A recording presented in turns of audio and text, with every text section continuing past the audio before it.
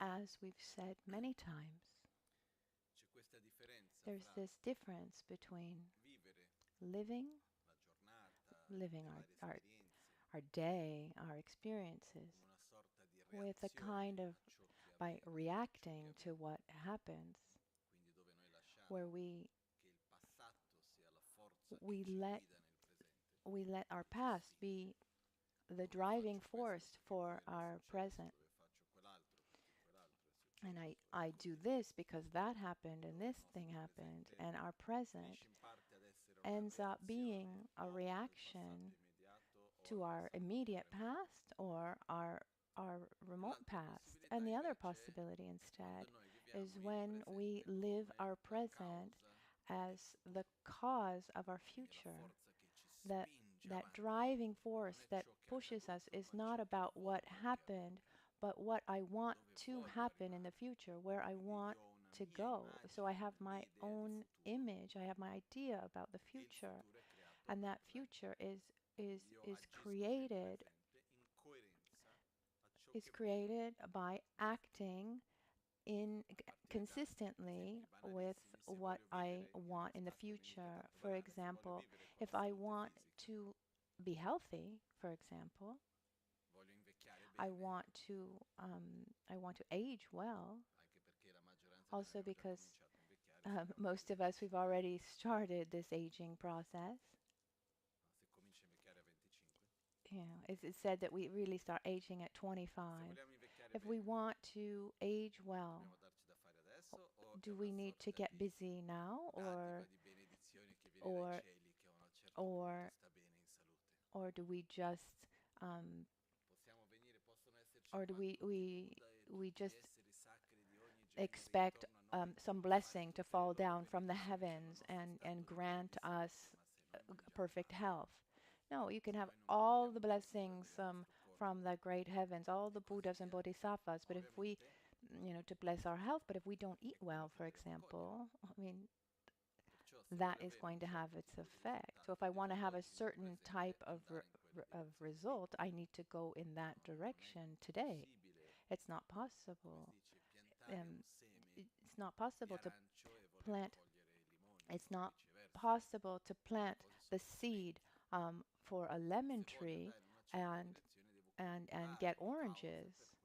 So I need to create the causes to have that certain result. What I've seen often, and I've said this many times, but just for this quick introduction, one difficulty that we have is this difficulty of having clarity, the clarity about what we want.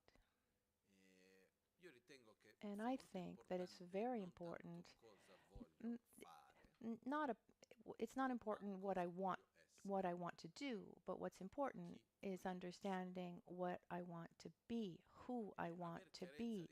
And having clarity about this is extremely, extremely important, worthy. When we have clarity about who we want to be, this naturally takes us to try to cultivate what is necessary to get there. Sometimes when I see, Buddhism came to the West in a culture, in a reality, a world view, a paradigm that's different from how it was originally taught, both in India and also in Tibet. And we start from a reality, um, a monotheistic culture. I mean, this is our reality, the basis of our reality. And our tendency is that we listen to certain Buddhist teachings through that filter, through that base of that worldview. And sometimes it seems like Buddha is a kind of God, a kind of superior being who has this function to bless us, and that's all. When it, instead Buddha makes reference to qualities that we ourselves have, like a kind of mirror, a mirror of what we can become. It's our reflection of our future that shows us really what we can become. But if we leave Buddha as a generalized idea, then it's difficult to focus on that. And we talked about this a little bit last week, and I want to continue that. We can use many different terms, but in the end, at the end of the day, if if we're able to say, I want to have more patience, I want to be a balanced person, I want to be free from my fear, I want to have this image of where I want to go, and have consequently that that lifestyle that matches. Last week we saw, to understand better what a Buddha is, one way to do that is understanding who the five Dhyani Buddhas are that represent different characteristics of an enlightened being. And we talked about Amoghasiddhi, and today we're going to look at Ratnasambhava. What are these qualities that we can develop and that we want to develop? It's important that this wanting is profound and sincere. Let's start from a very simple question. Actually, it's not. It's it's not that simple. It's simple, but not so easy. Who am I? What am I? If we ask ourselves this question,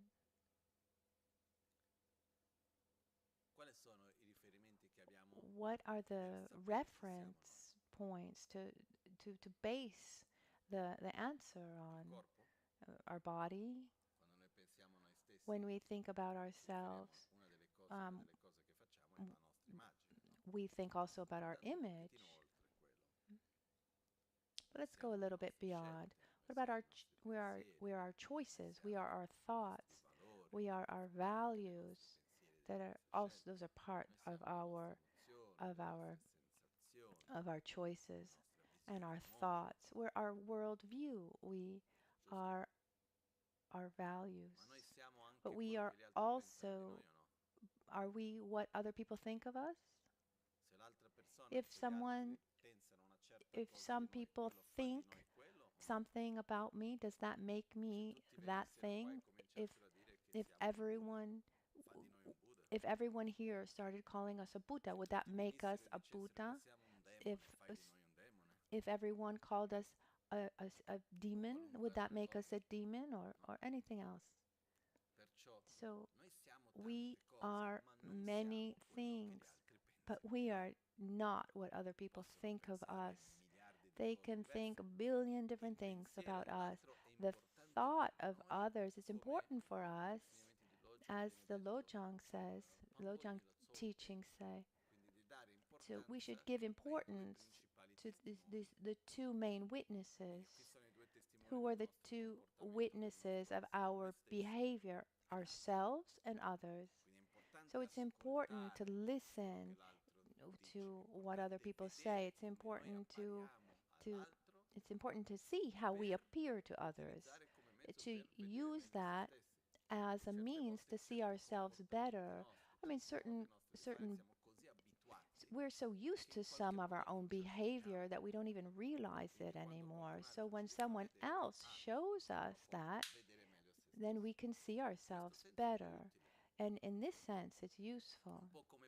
A little bit like saying, if I look at myself in the mirror, I am not what is in the mirror, because what I see in front of me is not myself. What I see in front of me is the reflection of my image.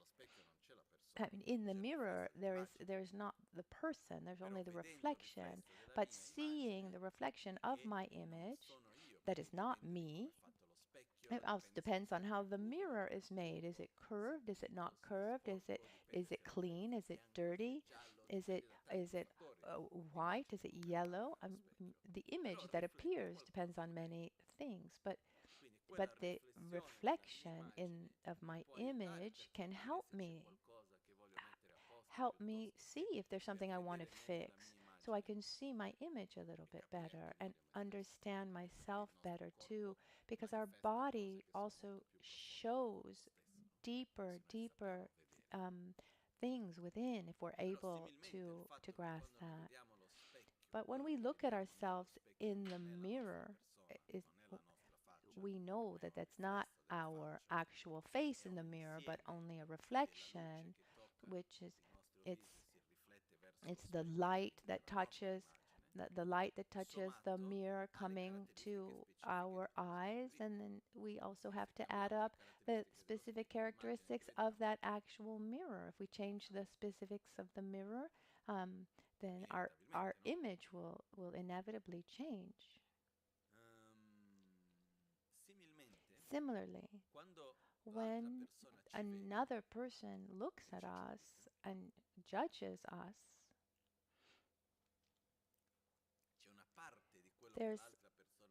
there's a part of what that person says, a part of what that person sees that is a reflection of our behavior, our being, that we can add up to the worldview and the attachment and all the other emotions and filters of that other person.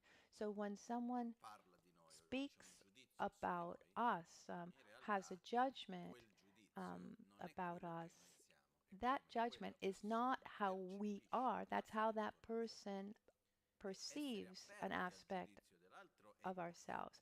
And being open to the judgment of others is important because there's so much to learn. I see with myself, sometimes it can happen that there's some kind of judgment um, towards me, and when it's something that we like, when that we feel it's kind of like a massage to our ego.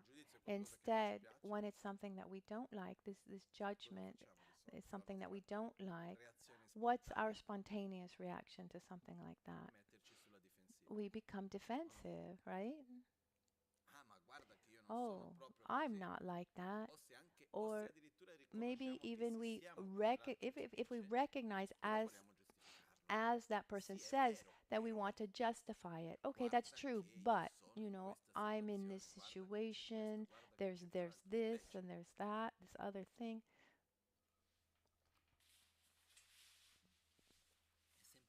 It's when instead it's simply we should we should accept what the person said with gratitude, and we shouldn't. There's no reason to become defensive because, as we said before, what others think of me doesn't change who I am. How others see us, how others judge us, makes no difference to who we really are. Unfortunately, this is something very difficult for us to realize, to understand on a deeper level. Our tendency is also to judge ourselves, comparing ourselves to others, and also on the basis of the judgment of others. So what happens is, if I see myself, if I see myself um, through comparing myself to others, which is normal. Let's give another example. I mean, this bell, is it big or is it small? It's not. It's not a trick question. Just spontaneously, is this bell big or small? It's big, isn't it? But let's say that I am the bell, the singing bowl, and and I feel like I'm a big, a big, strong singing bowl. And because all the other singing bowls around me, they're very small. And then at a certain point, I go somewhere where I can find singing bowls that are even bigger. I think, oh, I'm not the biggest. I'm not the strongest. Why? Because there are others who are stronger than I am. So what happens? so that I can feel strong and sure of myself, I need to be able to compare myself to someone who is less than me. So I go looking for those who are less than me to show that I am more. But big or small, is that a objective or subjective reality?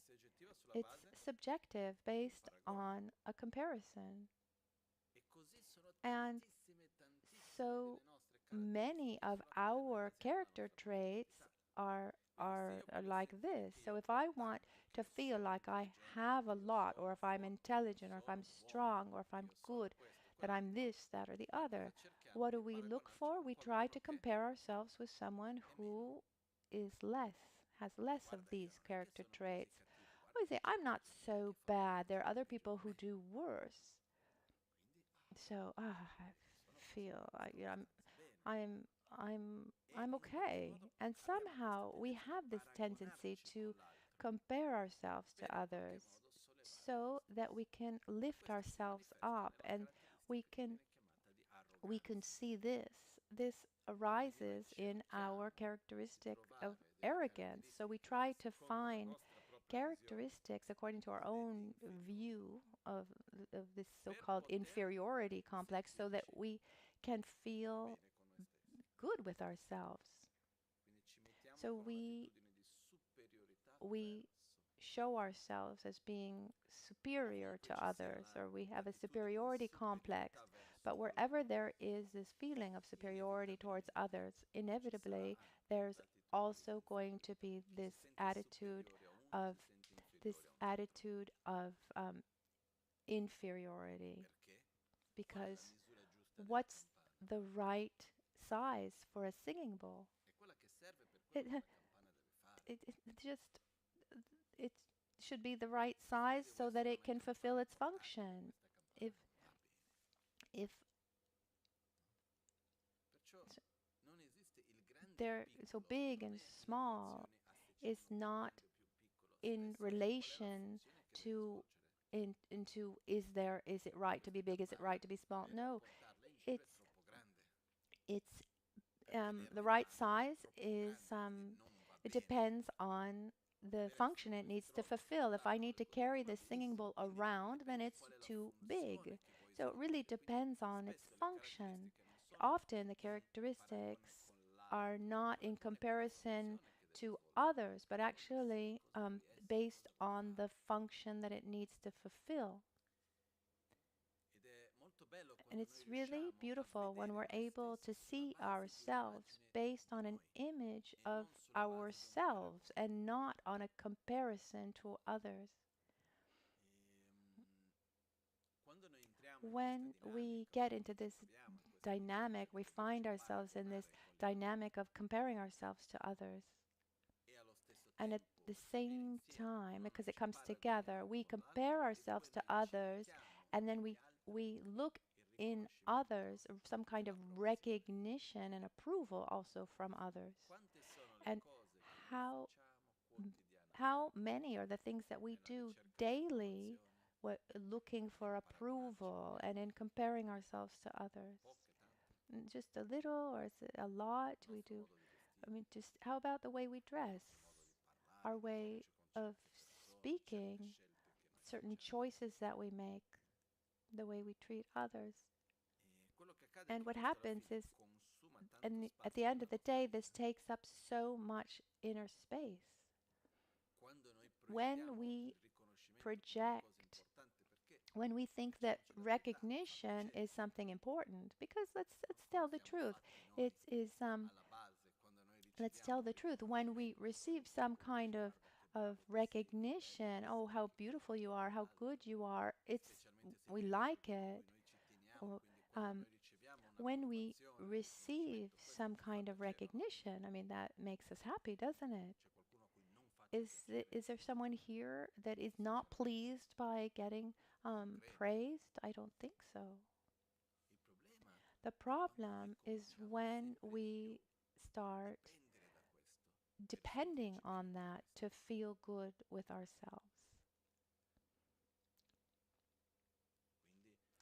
So we create a kind of dependency on approval, on feeling desired, on feeling liked. Um, and and then we end up doing so many stupid things for this sometimes. So when we talk about the qualities of Ratnasambhava, translated as humbleness, which is the opposite of arrogance, is not about feeling inferior. We shouldn't feel inferior to anyone, but it's about not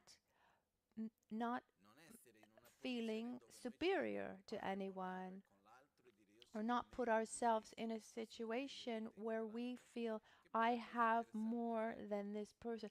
What's interesting is I can recognize one of my own qualities, but this doesn't mean feeling superior. I can recognize, oh, how beautiful that I have this, and I see that you don't have it. I don't need to pretend that it's not like that. But but we use the term in Tibetan nagyal. Na means me, and gyal means king, the superior one. So I feel superior to you because I am richer, I'm more intelligent, I'm more you know, I'm more beautiful, more spiritual. Who knows? So we have something more, and we put ourselves in a position of superiority towards others. But with this attitude of superiority, what happens is this comes from this need to compare ourselves to others in order to see ourselves. And this is exhausting over time. It's very, very tiring and generates a tremendous amount of suffering. So humbleness is not about feeling inferior, but in order to not um, and to not feel superior to others, then we need to look at ourselves and base our image of self on our own characteristics, without saying, "Oh, I should be like this." No, we should look at, and we shouldn't see have this dependency. Um, be, we shouldn't have to rely on approval and praise from others, or rely on comparing ourselves to others.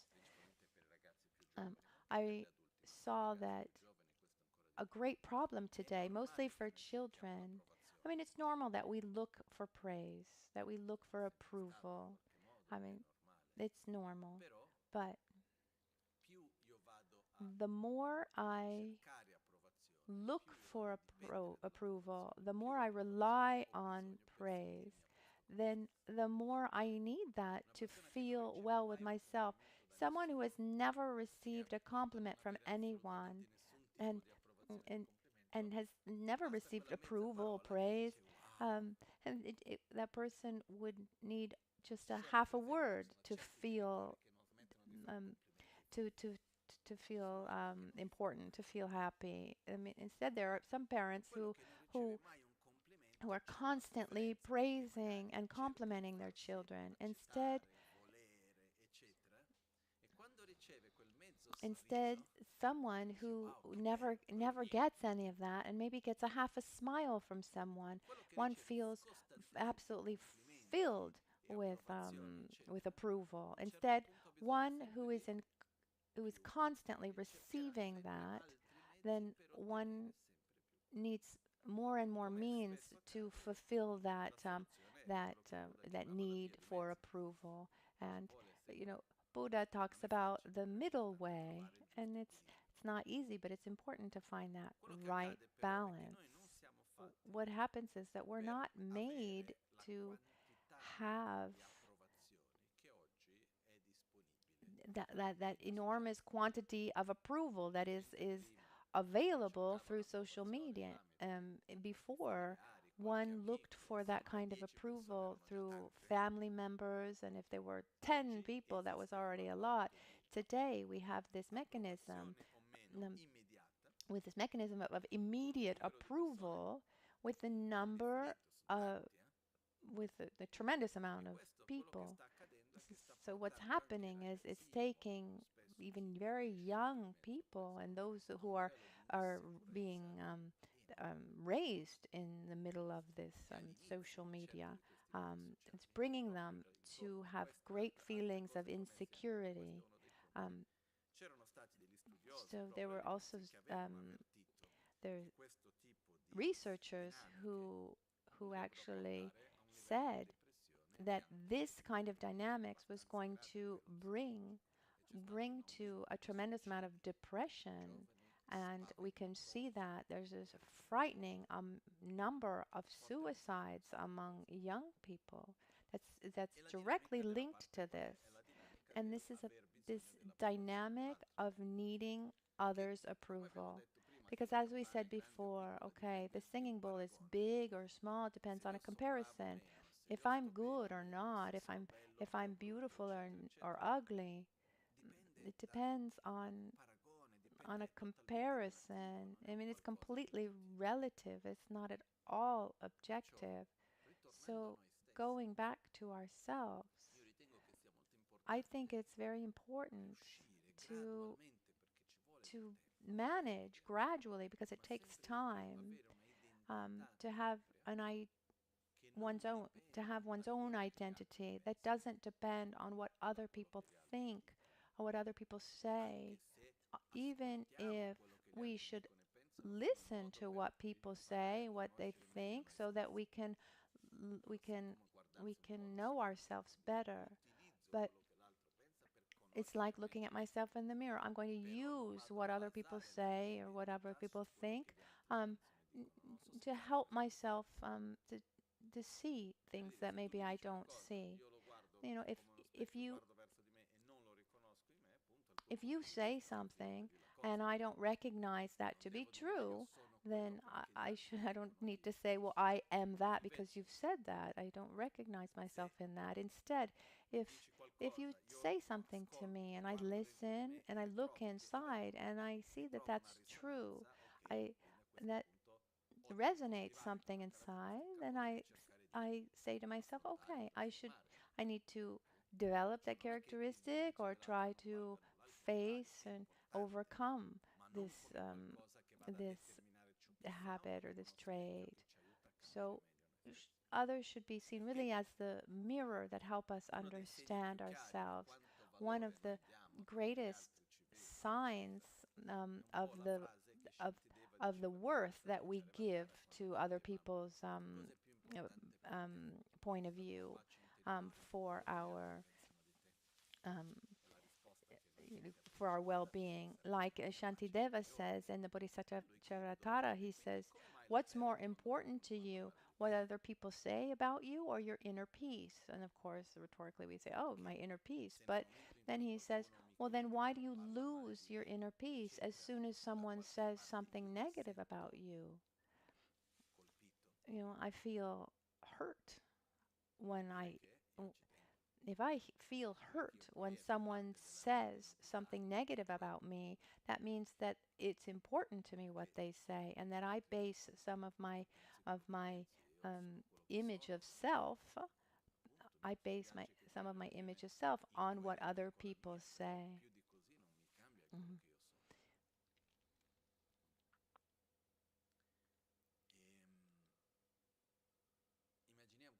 That's so one characteristic of an enlightened being is this deep inner stability, this identity that is based not on what others say, and also a stability, an inner stability that doesn't rely on what other people do or say. So if we want that, as so so it's important for us to gradually recognize our own characteristics, rejoice for our qualities, the qualities we have, but most of all, how can I say, we need to accept and accept ourselves with love because each one of us, every one of us has has his has its his defects, let's say. We have we have behavior, we have characteristics that in the end generate suffering, conflict, etc. I mean, we have this, don't we? Yeah, we all have. But it's fundamental that even in front of these aspects, we shouldn't oppose what we are, go against what we are, or even just um, just give up. Like, oh, this is the way I am, and the world needs to accept me like this.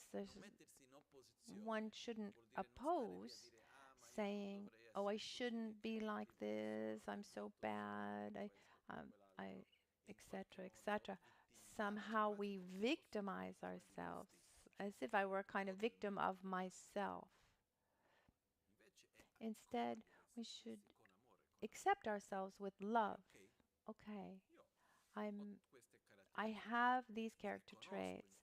I recognize what I am. I accept these characteristics and I direct myself, as we said before, I direct myself towards what I want to be. So one of the one of the greatest qualities that we have is the malleability of our mind. It's and one of the keys is we need to connect with our qualities and not with our defects. Because the more energy we give to something, the more it grows. The more energy we give to the characteristics that we want to develop, the more shape they will take. A little bit like we asked Albagnano Rinpoche once, how is it possible that you have so many friends? And he answered, I have so many friends because to I relate to everyone's qualities and not to their defects. And that's absolutely true. Would be beautiful to be friends of ourselves, relate to our own qualities, nourish our own qualities without hiding our defects. But the characteristics that are not favorable, they need to be seen, but they also need to be left a little bit on the side. We should give less importance to them and put energy into our potential positive energy. Because if we get into this dynamic of, oh, that other person is better than me, I'm not good enough, I'm not this, I'm not that, by doing that on one side, when we pull ourselves down to be able to come up, then we have to rely on someone who is lower than us to be able to get up, and we get into this dynamic of feeling superiority, and this is absolutely worthless. I say, oh, I'm not generous enough, and at a certain point, what do? I look for someone who's less generous than me. I mean, I haven't changed my behavior at all, but now I feel more generous. So my point is that we should accept what we are and direct ourselves to what we want to be without trying to look for someone who has more, who has less. So I accept myself with love. I connect myself with the characteristics that I want to grow, with the beautiful aspects that we have, and we all have this potential to develop love and joy and generosity. These are characteristics that we already have, but we need to connect to those aspects of ourselves. because otherwise we get we just stay trapped in this vicious cycle.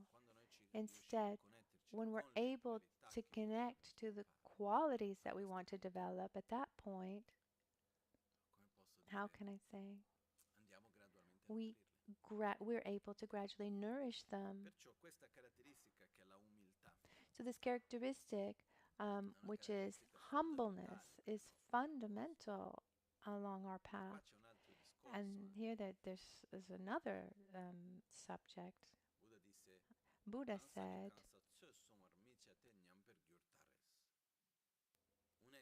a being, kansa, ka, kansa, a being is shouldn't put himself in the position of to judge another being.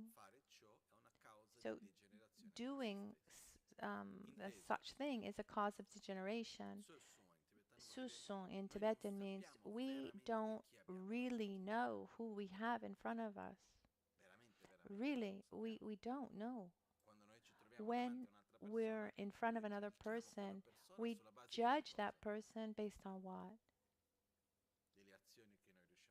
The actions that we can see, the physical aspect of that person's behavior, often taken by many, many preconceived ideas and prejudices. So, who we have in front of us, we have no idea. And the more, I mean, this is one aspect. I mean, maybe we have an enlightened being and a marvelous being in front of us and we don't know. There are many, many stories in Tibet of people who spent their lives um, in a very simple, humble way. They weren't mystical, great people. They were simple practitioners. And at the end of their life, they showed that they were very special, very realized being. We don't have any certainty of who we have in front of us. But not just this. When we're able to relate with more humbleness and we we we can learn from everyone. We can receive from everyone. So without this feeling of superiority or inferiority.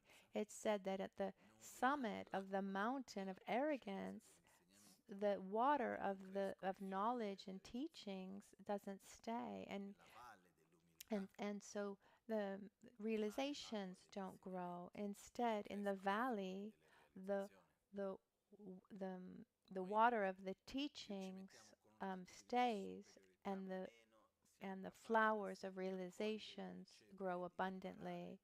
So the more humble we are, the more able we are to receive um, from others. So this superiority is a barrier. You know, who are you to tell me this? Well, let's leave aside who I am. Or who that person is.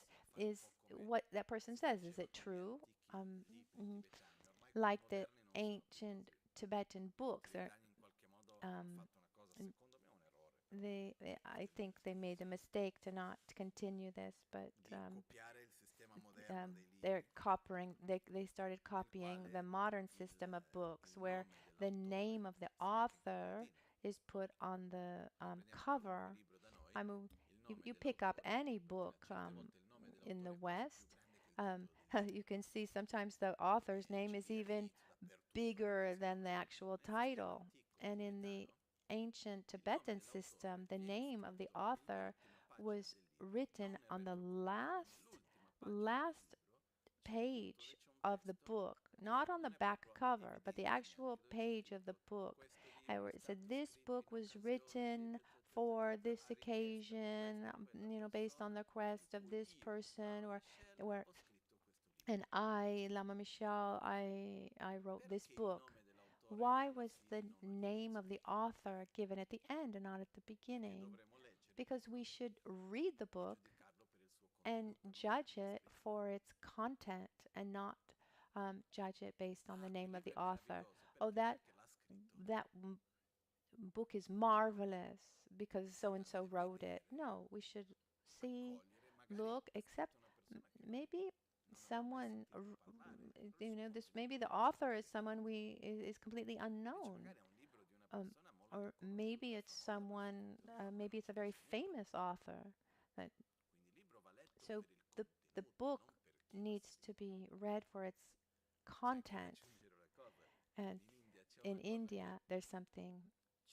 Sometimes some authors in the past, talking about 1,000 years ago, to make their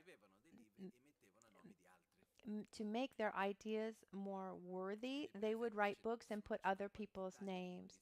There's so there's so many books written, um, and then they say that it was penned by Nagarjuna, and so they had to really go filter through to see which books were actually written by Nagarjuna. So to to try to pass to get their ideas accepted or to give value to their writing, some authors very slyly would just use the name of someone who was very well known and famous, respected. So, but if I if I get to the end of a book that I really enjoyed and that really touched me, then I say, who wrote this book? Shouldn't I shouldn't do the opposite. In our daily life, how do we work? We do we put the name of the author on the cover or at the end? Normally, in on the cover, when we see someone, oh, that person is an important person for this and that reason. Um, and then he says something to us. Oh, he said this. I mean, and maybe it's the same thing that the person next to us, has been saying for years. We give worth to the title, and this has to do with arrogance too, because maybe if I feel superior to someone and that someone says something to me, I don't listen.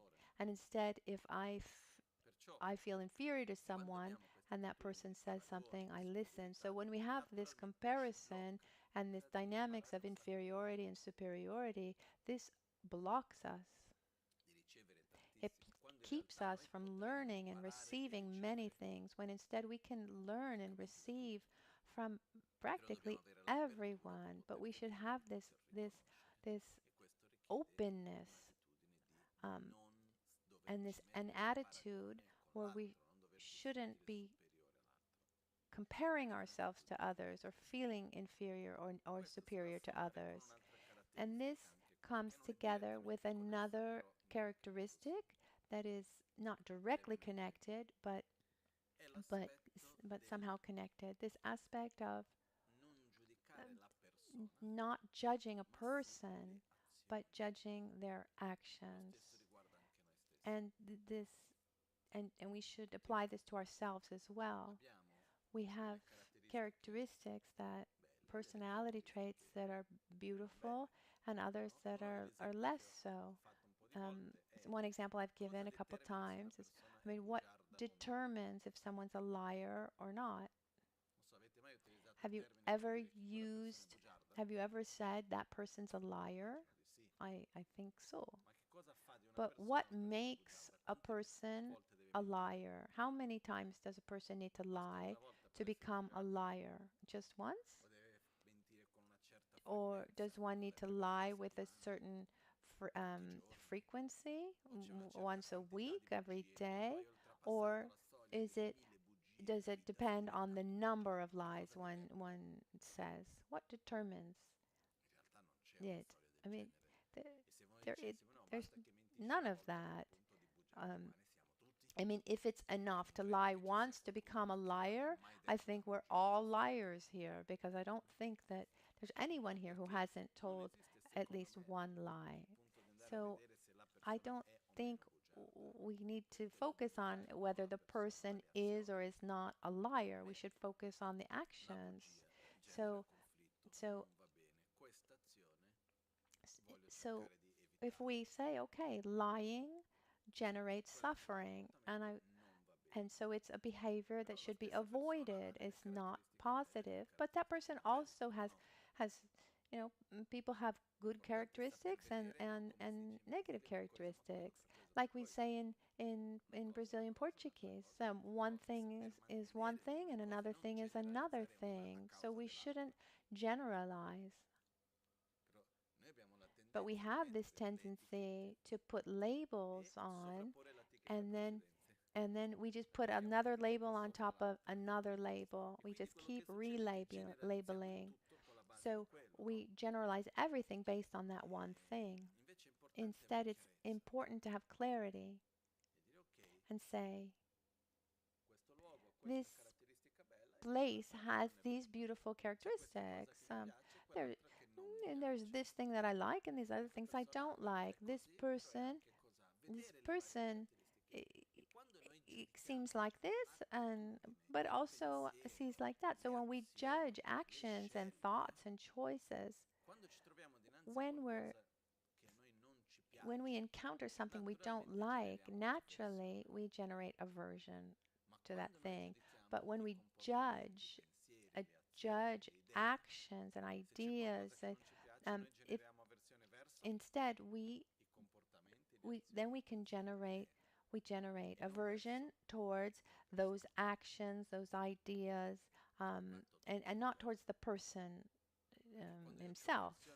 Because if I have aversion towards something, I try to go against it. If I have a little bit more energy, maybe I try to change it, to transform it. But what we should try to eliminate are certain behaviors, certain attitudes, and not the person in himself. And we should apply this also to ourselves because inevitably we judge ourselves. But I think it's we began today asking, what am I? I mean, I'm a flow of thoughts and emotions and ideas, feelings, experiences, choices. And in this continuous flow, there are certain emotions that are beautiful, others that are less so. Some thoughts that are consistent with how I feel and what I think, others that are not. But I've never seen someone generate a beautiful idea and and that idea and that feeling stays forever. Or even getting angry. That anger doesn't stay forever. I've seen someone get angry and for that anger lasted 3 days, but sooner or later it ends. Um, it goes and comes like a wave. And there are also some people who have states of joy that they come and they go, but there is some kind of constancy. So if we're able to judge and see actions, um, starting from our own, I am a union of thoughts and feelings and sensations, emotions. And when I recognize what I recognize that is beautiful within, I rejoice, and instead, and try to increase it even more. But when I see something, I recognize something that's not beneficial within, I should not feed it, and then let it weaken. Should be very careful to not label and just put labels on people like this person is this person is like this, and something's by doing that we diminish tremendously the aversion we can feel towards someone. This makes an enormous difference if we're able to do this, judge the actions and not the person himself.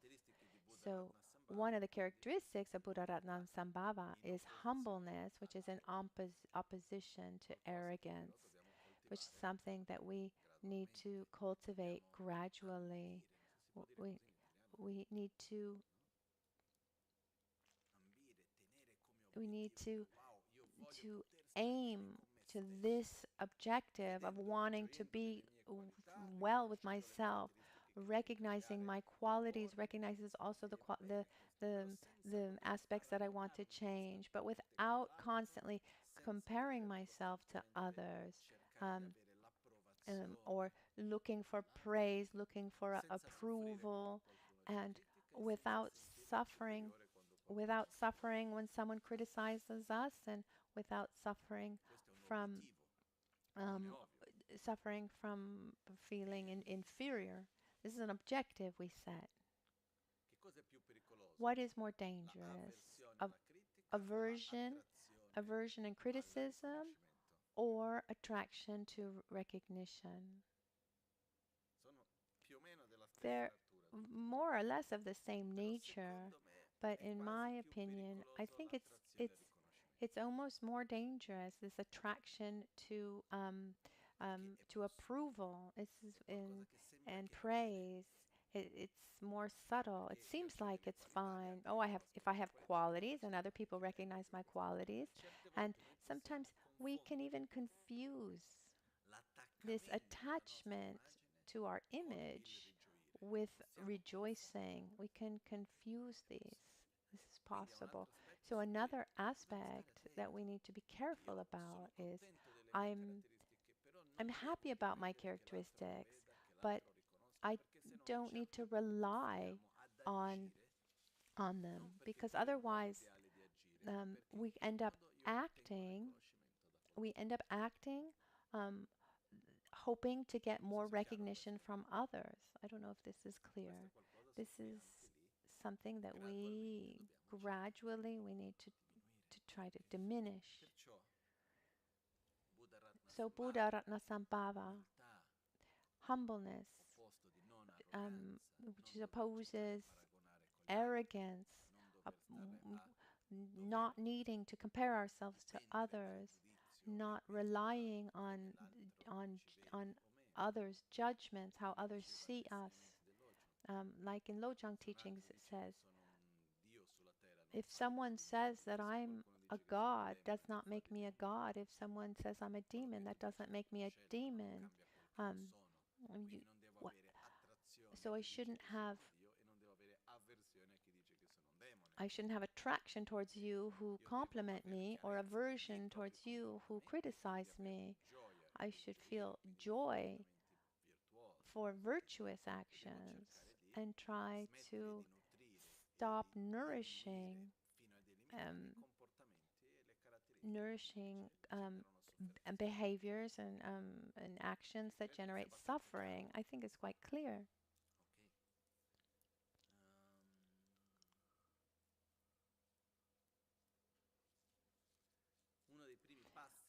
One of the first steps to do this is observing our own dynamics. I mean, I'm not saying change, just observing. Generate awareness. How do I relate to others? How attached how attached am I to my own image?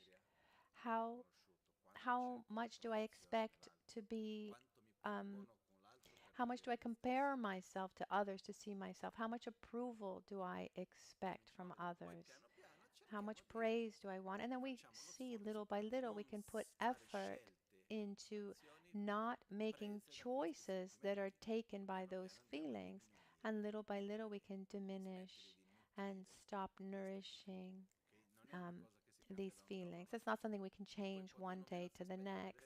But you'll see that if then if we're watching, we can see, even when we least expect it, those feelings, those very subtle feelings, they come out, and so first we observe to then be able to change. So we connect ourselves to the qualities of Ratnasambhava. Other characteristics of Ratnasambhava are generosity, which we can see next time. But I repeat, the more we're able to be with ourselves, remembering remembering to use other people's judgment as a mirror. And when other people relate to us in a certain way, it's important to ask ourselves why, on what side, what am I doing? How am I behaving?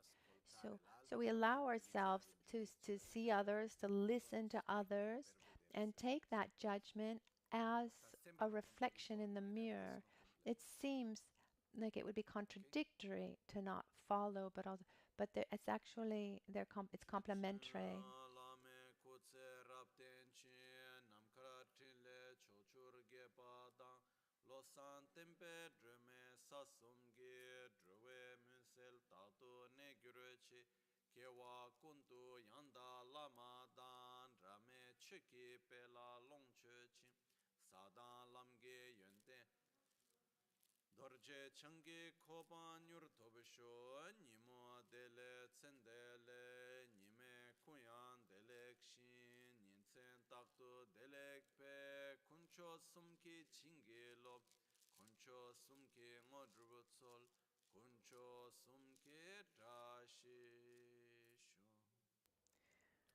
At dawn or at dusk, at night or midday, may the three jewels grant us their blessings. May they help us to obtain all realizations and sprinkle the path of our lives with various signs of auspiciousness.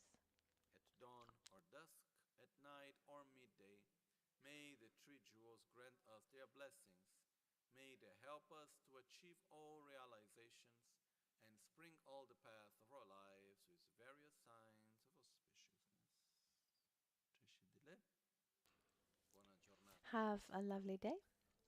Thank you.